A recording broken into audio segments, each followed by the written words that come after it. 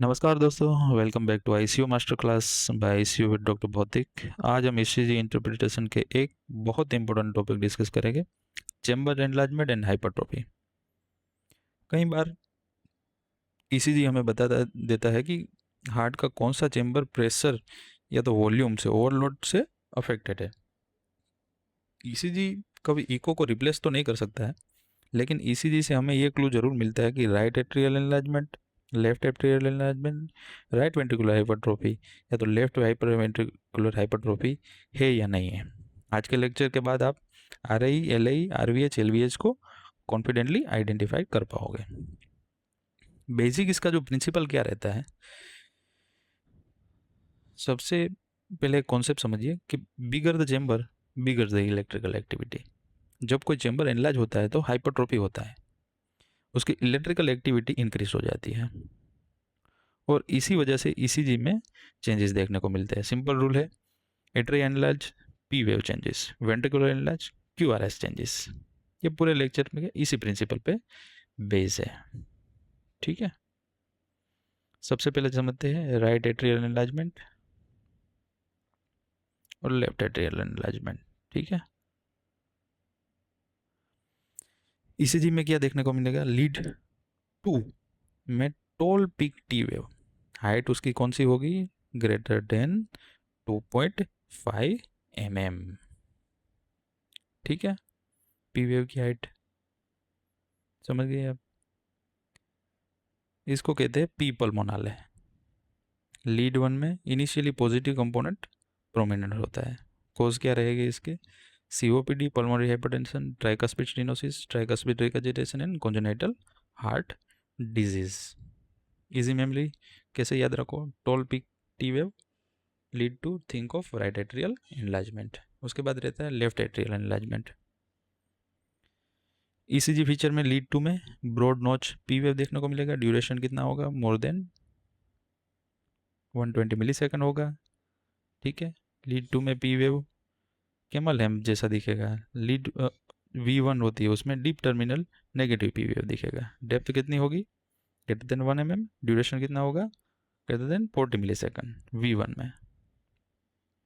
ठीक है, डायग्राम में भी आप ऐसे देख सकते हो। कोज क्या रहेगी, mitral stenosis, mitral regurgitation, hypertension and LV dysfunction. ठीक है, broad P wave left atrial enlargement, tall T wave right atrial enlargement. कभी कभी होता है बाय एट्रियल एनलार्जमेंट होता है। ठीक है, उसमें क्या देखने का, जब दोनों एट्रिया एनलार्ज हो तो उसमें ब्रॉड पी वेव और टोल पी वेव दोनों साथ में देखते हैं। लीड V1 में लार्ज बाइफेजिक पी वेव देखने को मिलता है। कभी कभी कंबाइन माइट्रल और tricuspid stenosis, combine congenital heart disease होता है और क्रोनिक प्रेशर ओवरलोड होता है, उसमें देखने को मिलता है। उसके बाद आता है राइट और लेफ्ट वेंट्रिकुलर हाइपरट्रोफी। ठीक है, सबसे पहले देखते हैं राइट वेंट्रिकुलर हाइपरट्रोफी।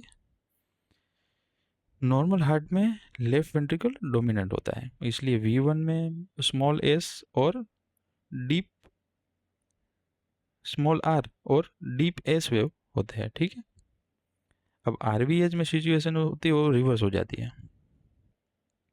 ठीक है, तो ईसीजी में राइट एक्सेस डेविएशन यानी कि लीड वन में नेगेटिव। ठीक है, उसको बोलते हैं राइट एक्सेस डेविएशन। एक्सेस होती है greater than 90, tall R wave in V1। R by S ratio जो होता है वो ग्रेटर देन 1 इन V1 होता है। ठीक है, डीप एस इन V5 इन V6। ठीक है, राइट वेंट्रिकुलर जो स्ट्रेन होता है वो भी रहता है, एस टी डिप्रेशन होता है, टी वेव इन्वर्जन होता है और V1 टू V3 में एडिशनल चेंजेस देखने को मिलते हैं। कौन कौन सी कंडीशन में, COPD, pulmonary stenosis, congenital shunt और पल्मोनरी हाइपरटेंशन में। इसी कैसे रिमेंबर रखेंगे, toll R wave V1। V1 में टोल आर वेव है राइट वेंट्रिकुलर हाइपरट्रोफी। ठीक है, उसके बाद आता है LVH। ठीक है, LVH में ये सबसे कॉमनली इनकाउंटर हाइपरट्रोफी है, बिकॉज हाइपरटेंशन बहुत से पेशेंटों को होता है और LVH में लेफ्ट वेंट्रिकल मसल हो जाता है वो ठीक हो जाता है, उसकी वजह से ह्यूज को आर एस ह्यूज बनता है क्यू आर एस। ठीक है, सोकोलोव लाइन क्राइटेरिया है most important exam criteria, S in V1 and R in V5 V6 greater than 35 mm होता है। LVH मतलब कि पक्का ही LVH है।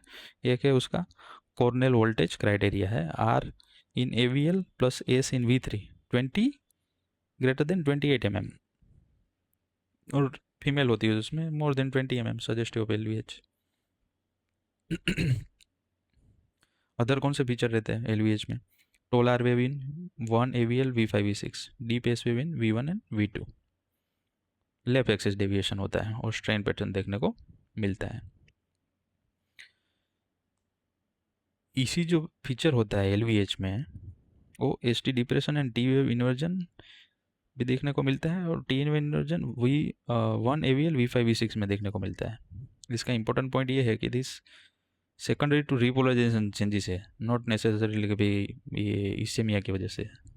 ठीक है, और आरवीएच जो स्ट्रेन होता है उसमें भी ST डिप्रेशन और टी इन्वर्जन रहता है, और प्रीकोडियल V1 टू V3 में देखने को मिलता है, और यूजली हाइपरट्रोफी की वजह से भी होता है वो। ठीक है, यहाँ पे भी ये दिया हुआ है बायोएट्रियल एनलार्जमेंट कैसे आइडेंटिफाई करना है। ठीक है, जैसे ही हमने सुन माइट्रल और ट्राइकॉस्पिड डिजीज में, कॉन्जेनिटल हार्ट डिजीज में देखने को मिलता है पी वेव और deep negative P wave in V1 more than 40 millisecond is wide. ठीक है, ठीक है, ये हो गया Sokolov criteria more than 35 mm। Okay, axis हो गया है उसके बाद। ठीक है, LVH में ST depression, T wave inversion. ठीक है, ये सेकंडरी चेंजेस होते हैं, इश्चेमिया की वजह से नहीं होता है कुछ भी।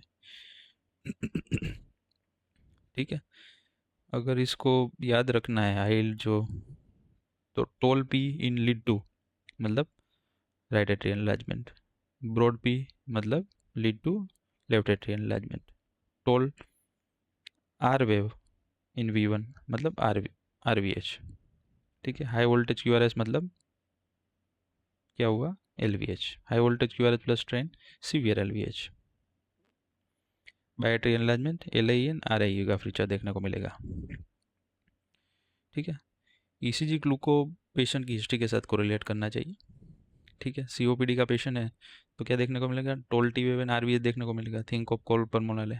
हाइपरटेंसिव पेशेंट है तो high voltage QRS, think of LVH। Mitral valve disease वाला है तो पेशेंट ब्रॉड P वेव देखने को मिला, think of left atrial enlargement. और पल्मोनरी हाइपरटेंशन है तो tall T wave and RVH। ठीक है, P पल्मोनल है RI एनलार्जमेंट, P माइट्रल है left atrial enlargement, Sokolow line greater than 35 mm, LVH commonly है स्ट्रेन पैटर्न के साथ होता है, और ECG give you the clue and echo confirm the diagnosis. ठीक है, उसके बाद रहता है कि पी वेव जो चेंज होते हैं इंडिकेट करता है एट्रियल एनलार्जमेंट। 5 चीज़ें याद रखो इसमें से, QRS होता है वो वेंट्रिकुलर हाइपरट्रोफी को, टोल टी वेव है तो राइट एट्रियल एनलार्जमेंट, ब्रॉड है तो left atrial enlargement, high voltage हो तो LVH। सो ECG और इको, ECG से आपको क्लू मिलता है और इको से आपको प्रूफ मिलता है, and patient tell you the story at the end. इन तीनों को साथ में कंबाइन करें तभी आप ECG को इंटरप्रेट करना सीख पाएंगे। मैं हूँ डॉक्टर भौतिक, मिलते हैं अब अपने नेक्स्ट लेक्चर में ECG pacemaker and artificial rhythms. Thank you.